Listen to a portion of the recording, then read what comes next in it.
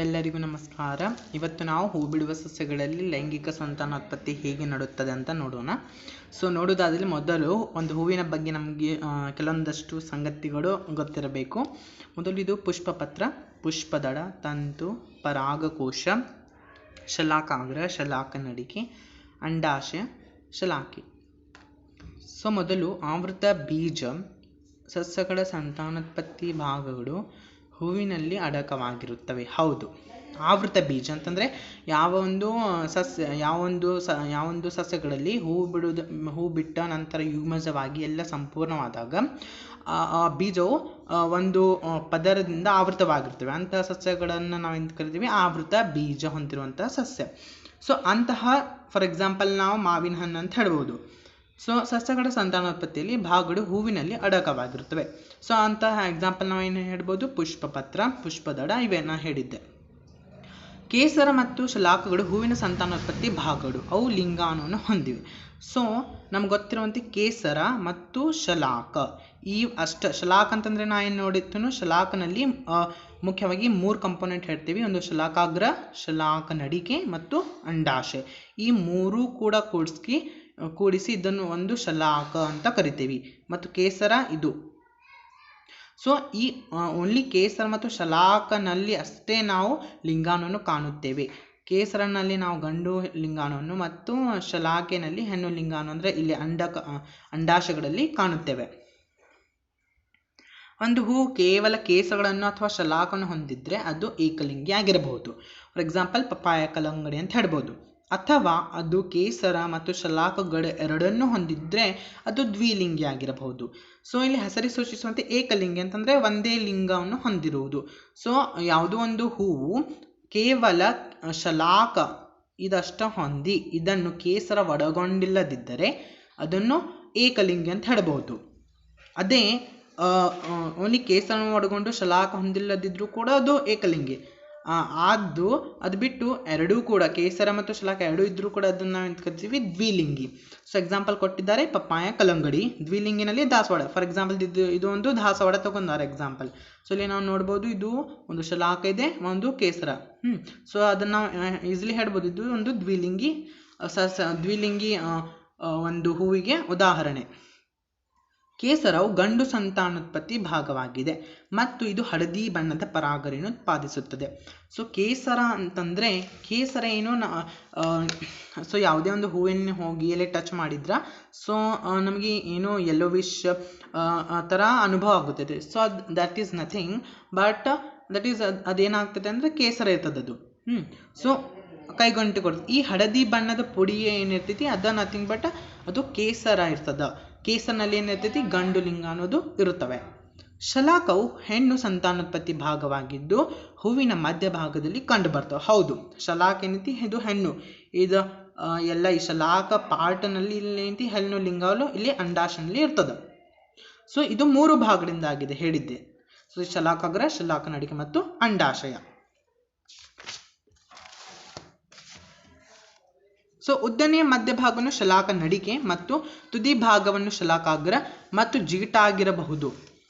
ಅಂಡಾಶಯವು ಅಂಡಾಣುಗಳನ್ನು ಹೊಂದಿದೆ ಮತ್ತು ಪ್ರತಿ ಅಂಡಾಣು ಒಂದು ಅಂಡಕೋಶವನ್ನು ಹೊಂದಿದೆ. ಹೇಳಿದ್ದೆ ಇಲ್ಲಿ. ಶಲಾಕಾಗ್ರ ಮತ್ತು ಅಂಡಾಶಯವನ್ನು ಕನೆಕ್ಟ್ ಮಾಡುವಂಥ ಒಂದು ಉದ್ದವಾದಂತಹ ಒಂದು ರಚನೆ ನಾವೇನಂತ ಕರಿತೀವಿ? ಶಲಾಕನಡಿಕೆ ಅಂತ ಕರಿತೀವಿ. ಆದರೆ ಇಲ್ಲಿ ನಾವು ನೋಡ್ಬೋದು ಮುಂದೆ ಅಂಡಾಶಯವು ಅಂಡಾಣುಗಳನ್ನು ಹೊಂದಿದೆ. ಹೌದು, ಅಂಡಾಶಯ. ಈ ಒಂದು ಅಂಡಾಶಯನಲ್ಲಿ ನಾವು ಬಹಳಷ್ಟು ಪ್ರಮಾಣದಲ್ಲಿ ಅಂಡಕ ಕಾಣ್ತೀವಿ. ಅಂಡಕ ಅಂದ್ರೆ ಬಹಳಷ್ಟು ಇರ್ಬೋದು. ಅದು 10, 20 ಅದು ಸಂಖ್ಯೆಯಲ್ಲಿ ಒಂದು ಪರಿಮಿತವಾಗಿರುತ್ತವೆ.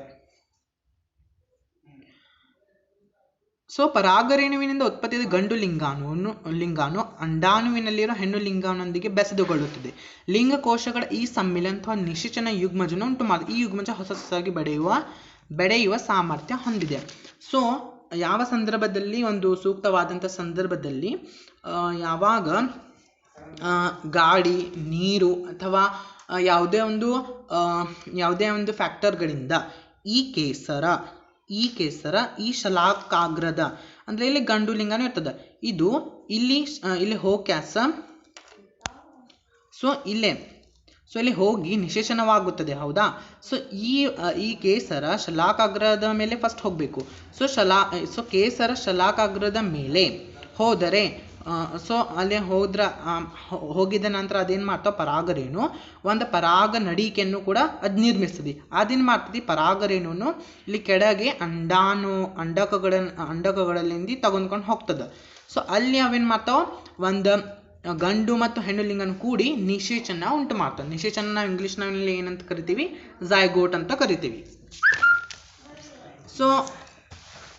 ಸೊ ನೆಕ್ಸ್ಟ್ ಅದ ಕೊಟ್ಟಾರು. ಸೊ ಇಲ್ಲೇನು ಕೊಟ್ಟಾರು, ಬ್ರೀಫ್ ಪಾರ್ಟ್ ಕೊಟ್ಟಾರು. ಸೊ ಇದದು ಒಂದಿಂತಿ ಪಿಸ್ಟಿಲ್ನ ಅಂದ್ರೆ ಶಲಾಕೆನ ಒಂದಿಂತಿ ಒಂದು ಪಾರ್ಟನ್ನು ಕೊಟ್ಟಾರು.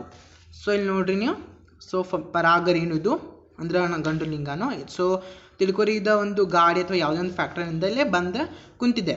ಶಲಾಕಾಗ್ರ, ಇದು ಶಲಾಕಾಗ್ರ ಗಂಡು ಲಿಂಗಾನು. ಸೊ ಇಲ್ಲಿಂದ ಹೋಗಕತ್ತಿದ್ದು ಈ ಒಂದು ನಡಿಕೆನ ಹೇಳಿದ್ದೆ. ಸೊ ಯಾವಾಗದು ಯಾವುದು ಶಲಾಕ ಮೇಲೆ ಬರ್ತಾವ ಆ ಸಂದರ್ಭದಲ್ಲಿ ಅವು ಪರಾಗ ನಡಿಕೆಯನ್ನು ಪ್ರಾರಂಭಿಸ್ತಾವ, ಸ್ಟಾರ್ಟ್ ಮಾಡ್ತದೆ ಫಾರ್ಮ್ ಮಾಡೋದು. ಸೊ ಅದೇ ರೀತಿ ಪರಾಗ ನಡಿಕೆ ಮೂಲಕ ಈ ರೀತಿಯದು ಎಲ್ಲಿ ಹೋಗ್ತದೆ, ಕೆಳಗೆ ಹೆಣ್ಣು ಲಿಂಗಾನು ಕಡೆ ಹೋಗ್ತದೆ. ಸೊ ಇಲ್ಲಿ ನೋಡ್ರಿ, ಇಲ್ಲೇ ಇದು ಗಂಡು ಲಿಂಗಾನು ಇಲ್ಲೇ ಹೋಗಕತ್ತಿದ್ದು ತೋರ್ಸಕತ್ತಾರ. ಸೊ ಇಲ್ಲೇ ಇದು ಹೆಣ್ಣು ಲಿಂಗಾನು ಇದ್ದಿದ್ದು, ಇದು ಅಂಡಾಶಯ.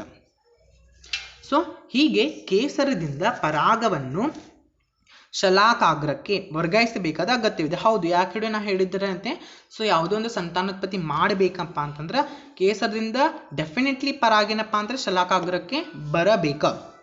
ಸೊ ಒಂದು ವೇಳೆ ಪರಾಗದ ಈ ವರ್ಗಾವಣೆ ಅದೇ ಹೂವಿನಲ್ಲಿ ನಡೆದ್ರೆ, ಅಂದ್ರೆ ಫಾರ್ ಎಕ್ಸಾಂಪಲ್ ಈಗ ಒಂದು ಹೂ ಅದ ಇದಂತ ತಿಳ್ಕೊರಿ.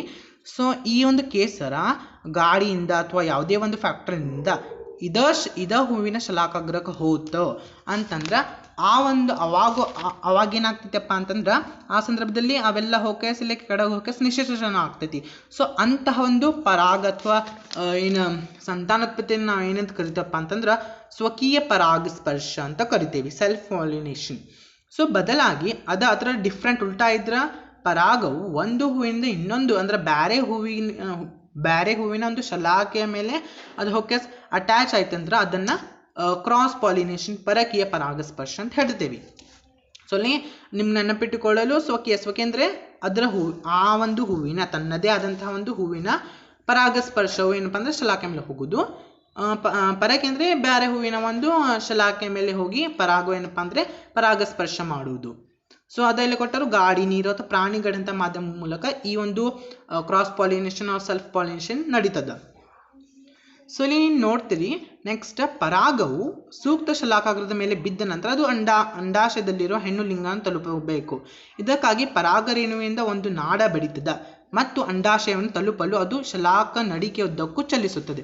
ಹೌದು, ನಾ ಹೇಳಿದ್ದೆ ಯಾವುದೋ ಒಂದು ಪರಾಗ ಇಲ್ಲಿ ಬಂದ್ರ ಅದ ಡೈರೆಕ್ಟ್ಲಿ ಇಲ್ಲಿ ಹೊಕೆಸ ಜಾಯಿಂಟ್ ಅದು ಅಟ್ಯಾಚ್ ಆಗೋಲ್ಲ. ಅದಕ್ಕೇನ ಒಂದು ಸೂಕ್ತವಾದಂತಹ ಸಮಯದಲ್ಲಿ ಪರಾಗ ಏನ್ ಮಾಡ್ತಿದ್ದಪ್ಪ ಅಂತಂದ್ರೆ ಅದು ಪರಾಗ ನಡಿಕೆ ಅಂತ ಒಂದು ಉದ್ದದ ಒಂದು ನಾಡದ ಎಂತಿ ಫಾರ್ಮ್ ಮಾಡ್ತದ.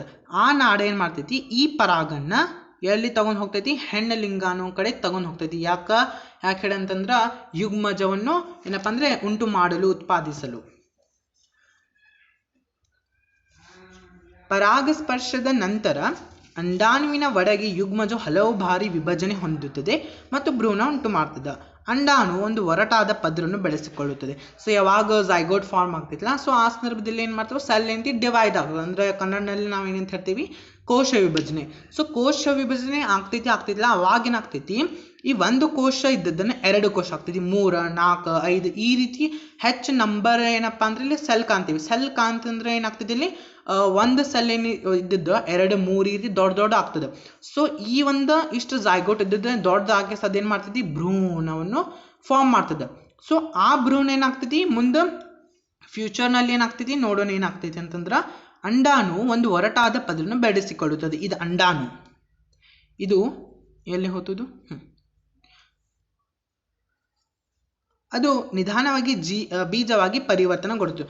ಸೊ ಈ ಹೆಣ್ಣು ಲಿಂಗಾಣು ಅಂತ ಹೇಳ್ತಿಲ್ಲ. ಸೊ ಇದು ಅಂಡಾಣು ಏನು ಮಾಡ್ತೈತಿ, ಆ ಒಂದು ಝೈಗೋಟ್ ಫಾರ್ಮ್ ಆದಮೇಲೆ ಅಥವಾ ಏನೋ ನಿಷೇಚನ ಆದಮೇಲೆ, ಯುಗ್ಮಜ ಆದಮೇಲೆ ಅದೊಂದು ಫ್ಯೂಚರ್ನಲ್ಲಿ ಏನಾಗ್ತೈತಿ, ಈ ಅಂಡಾಶಯ ಕಂಪ್ಲೀಟ್ ಆಗಿ ಒಂದು ಫ್ರೂಟ್ ಆಗ್ತೈತಿ.